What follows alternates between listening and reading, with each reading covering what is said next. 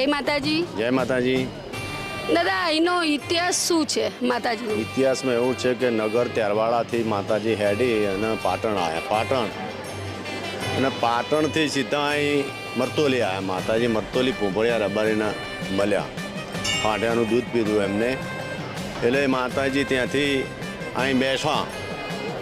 નગર ત્યારવાળાથી નીકળ્યા પાટણ, પાટણથી અહીં આવ્યા। પાટણમાં હાજી બાવાને મળી અને અહીં આવ્યા।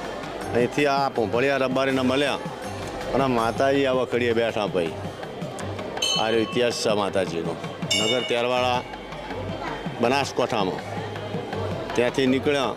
વગડનાથ મહારાજ એમના ગુરુ હતા, એ ગુરુને મળી અને સીધા પાટણ આવેલા અને પાટણથી હેડતા અહીં મરતોલી આવેલા અને મરતોલી આ વખડી નીચે બેઠેલા અને આ ભૂંભળિયા રબારીને હાંઠિયામાં મળેલા। હાંઠિયાનું દૂધ પણ પીધેલું, એમને દૂધ પણ અપાયેલું।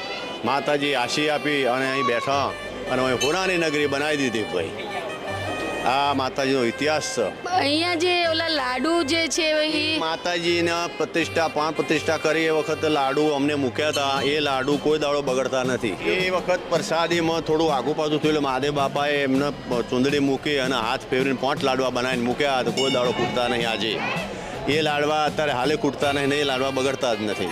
એવું માતાજીનું હાથ છે ભાઈ।